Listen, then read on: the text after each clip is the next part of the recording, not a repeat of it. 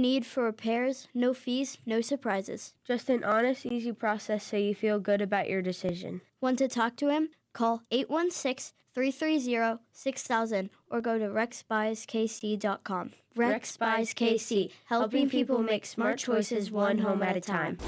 This is your home for Kansas City sports. 96.5 The Fan, KFNC FM and AM, HD1 and HD2 Kansas City, an Odyssey sports station.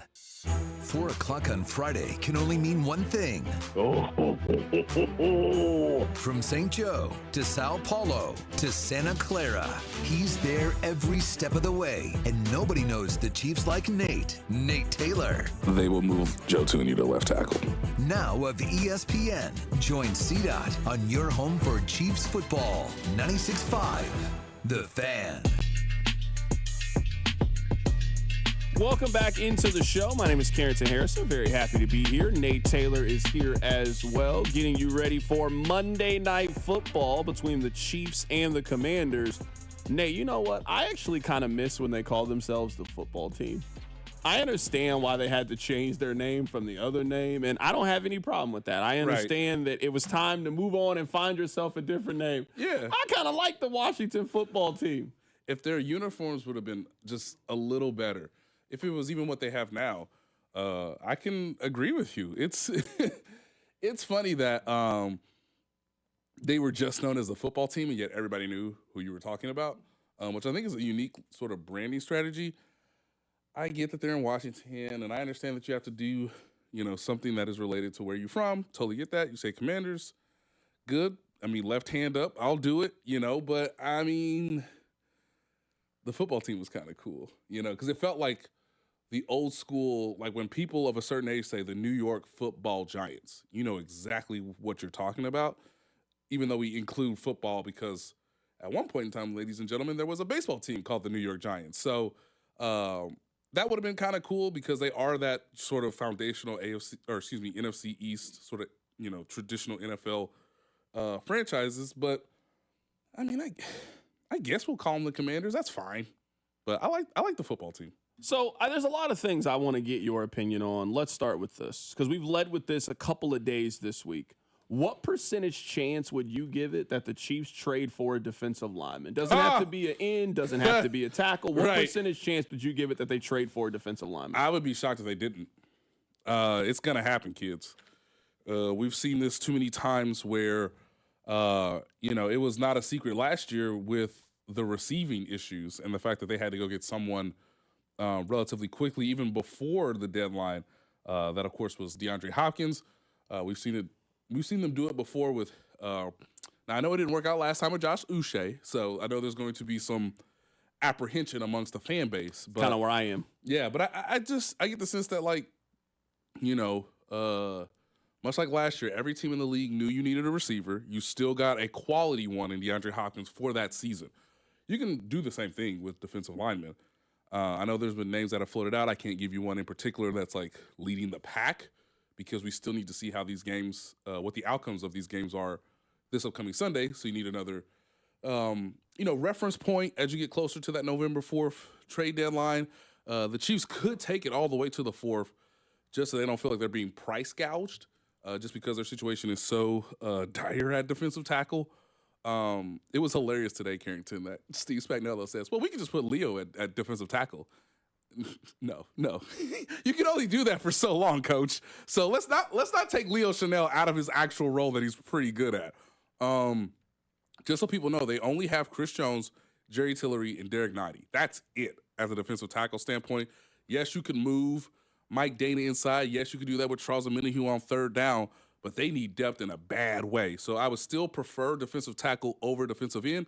But if a deal comes about that you think is favorable to you, you got to take it because they just need more bodies. And they have not really had that many injuries on this team this season. That's been one of the reasons why they are the clear Super Bowl favorites. They're one of the healthier teams when you look at it from a holistic standpoint.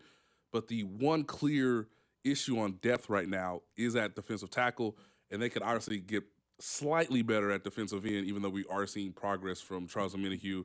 And you know what to expect from George Karlaftis towards the end of the season. So when are they bringing back Colin Saunders? tomorrow. Let's do it.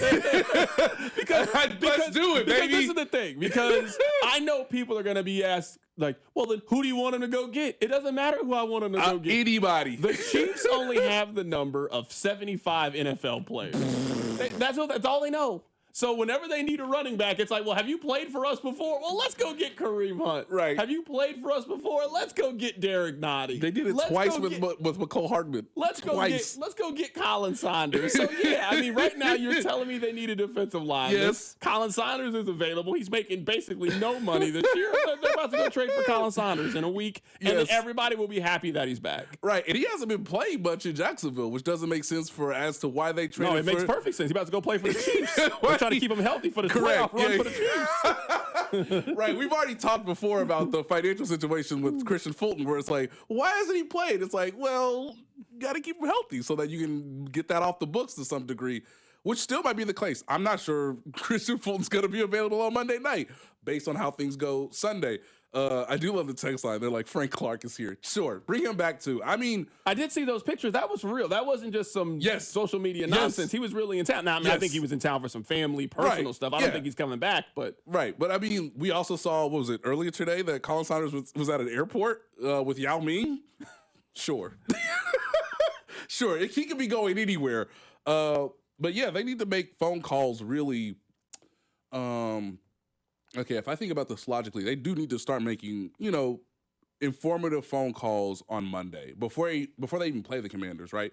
Hey, let me just check in. Let me just see if anybody's talking with you. Are you ready to cut bait on so and so? You ready to get draft picks? Hey, you ready to get out in front of the deadline or out in front of teams, who might, still be interested in like maybe holding on to a piece or two. That's all got to be in play, and they do. I mean, if Christian Fulton's not here in a month, and you build up or at least create more depth on the defensive line standpoint, where is the weakness outside of maybe a dynamic running back? But I said this yesterday with Bob and Dusty. Like, they're still scoring over half of their drives this season. They're scoring at a 52% pace, where we get the ball, that is going to equate to points, touchdown, field goal, whatever. They would not have that many weaknesses before you go on the stretch run to, Thanksgiving, and obviously for the playoffs. Right now, we're joined in studio by Nate Taylor of ESPN. If somebody asked you right now who's the Chiefs' left tackle, what's your answer? I'm glad you asked me this. Okay, let me parse this out. For the next 2 weeks, it's Jalen Moore. After the bye week, I have no idea. Because after what Andy Reid shared with us yesterday about the fact that, hey, it's positive, it's nothing negative, Josh is handling a family situation. Well, I remember saying a couple weeks ago that I thought Josh would come back to the team. I didn't necessarily know when, but at some point my feeling was he would come back. The Chiefs are starting to believe he will come back. So when will that happen? I'm not necessarily sure. It could be during the bye week. It could be later in November. Obviously, if you haven't played, if you haven't practiced, you're going to need time to get back into playing shape. I don't know how the team will necessarily try to integrate him. But again, as I've been chatting with folks, I don't know how you get your job back if it's that scenario. So let's play it out at least this way. I think it sounds like you and I are on the same page. He is not playing on Monday night. That's confirmed. Correct. He's not going to play in the Buffalo game. That'd be hard to believe. Stunned if he's been away this long. You haven't been playing, haven't been practicing, haven't been watching film, right? And you show up, you're going to play the most important game that they have. Now, the only way he could play in the Buffalo game, I believe, is A, he comes back, and B, he goes through maybe a practice or two, and he is the emergency option in case Jalen Moore gets hurt. That's fair. Other than that, no, I cannot see him starting these next two games. So then I would say, just stay away until the bye week. Handle whatever you need to handle, whatever it is going on. But when everybody reports back for the bye week, which is in 3 weeks from now, hey, you've been gone for over a month now at this point.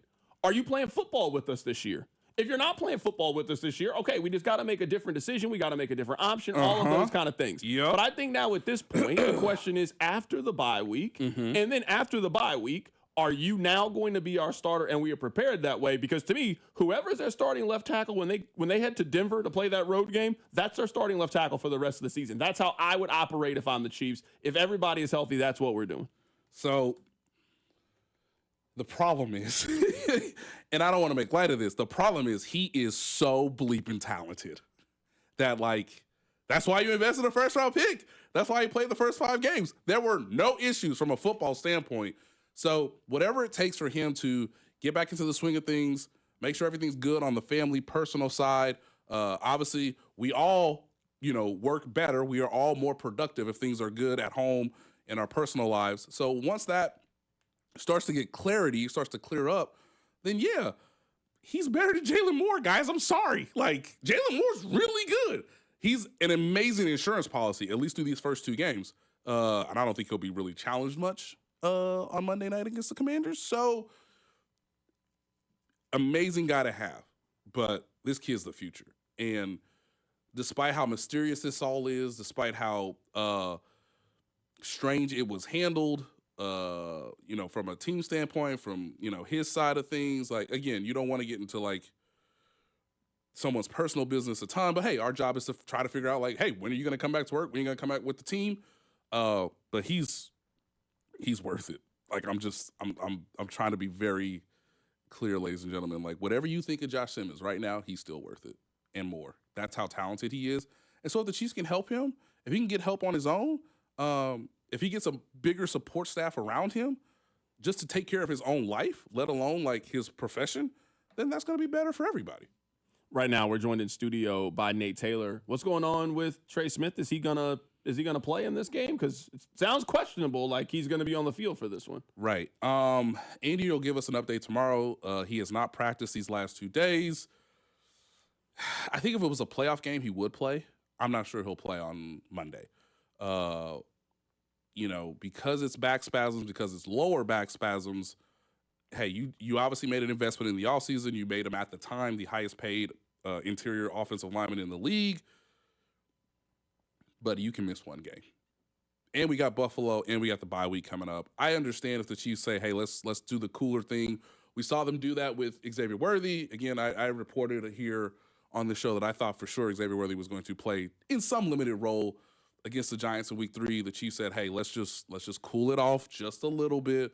Let's be smart about this. It's still real early in the season. He came back a week later, obviously performed well against the Ravens. So we could see a similar situation where, hey, Mike Caliendo came into the game, and I know it's the Raiders, and I know they stink. But, hey, if they stink, go out there and dominate them. He dominated them. Didn't have any issues with Patrick in terms of protection in the third quarter. So it's another chance for maybe Mike Caliendo to get into the mix, see how much he's improved against another opponent based on last year, and then, hey, maybe Trey Smith comes back for the all-important showdown against the Buffalo Bills. Can we go back for just a little bit? Because I don't think I've ever asked you this question before. Okay. When did you start writing your game notes story?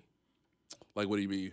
Just the game is, normally you got to wait till the end of the game. Yeah. The game is over. Yeah. I'm guessing like mid-second quarter, you were like, all right, let's go and get this work done early. Yeah. When did you start that process? Okay, I see what you're saying. Thank you.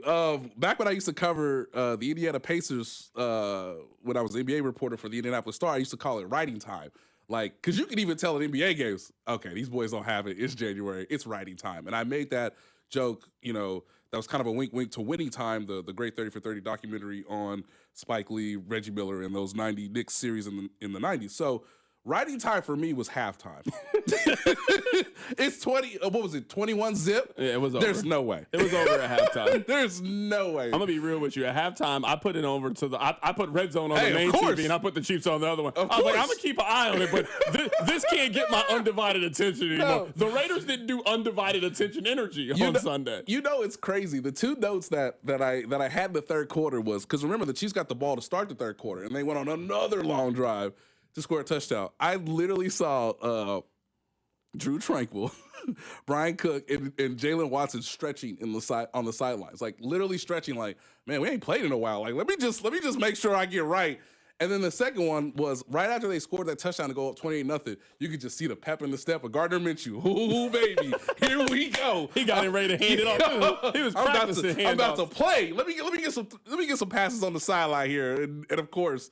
What they do another possession, they get a field goal. They let Gardner Minshew hand it off a million times in the fourth quarter. Is it not crazy that they didn't throw a pass on their final 3 possessions? Yes. Like, there's so many crazy stats from that one. Like, they didn't throw a pass on their final 3 possessions. They need the ball before the 2-minute warning. You've never seen a team need the ball before the 2-minute warning before. Like, there are so many ridiculous things that happen in Sunday's game. Yes, and again, he ain't got no ill will to Pete Carroll. This is not like Andy Reid. I'm spilling the beans a little bit, trickling out little by little. But I think there's really some coaching animosity between Andy Reid and Sean Payton. Andy Reid don't got no problems with Pete Carroll. He just said, "Hey, bro, like, I'm sorry, dog. Like, we just got to knee it out. Like, we just want to get to the locker room. We just want everybody to get healthy. Hey, good luck. See you next time down the road." I think they play in the regular season. So Andy Reid's always mindful of, like, hey, if it's a division opponent and we breaking the beats off of them, like, let's just cool it for a little bit. But at one point in the fourth quarter, I said, "Come on, Gardner, we know who you are. You are not Carson Wentz. You are not Chad Henne. Go on and check out of that run. Give me one play action, just one play action." Because of course last year he was leading their team in September, and then he got hurt, and then they cut him. So it's like, hey man, that's the team that cut you. Come on, dog. Just for fun's sakes, for giggles, just check out of that easy draw play and give me an audible for a pass. But he wouldn't do it. So maybe we'll see Gardner Minshew again in Las Vegas, after New Year's Day, when we maybe know what the Chiefs, what their situation is in Week 18, whether they need to win or whether it's a full Gardner Minshew game against his former team. When was the last time the Chiefs offense was this good? 2022, my friend. I'm looking at it right now. There were stats, because I just wrote this piece for ESPN.com that's going to come out Monday. It's about Rashee Rice. It's about the Chiefs offense. And finally, kids, again, if we think Josh Simmons is coming back, if we think Jalen Moore is good, if Mike Caliendo holds it down for another game and Trey Smith is going back to his usual self, what in the world's going to stop this offense? Because right now, the best offense in the league is the Colts.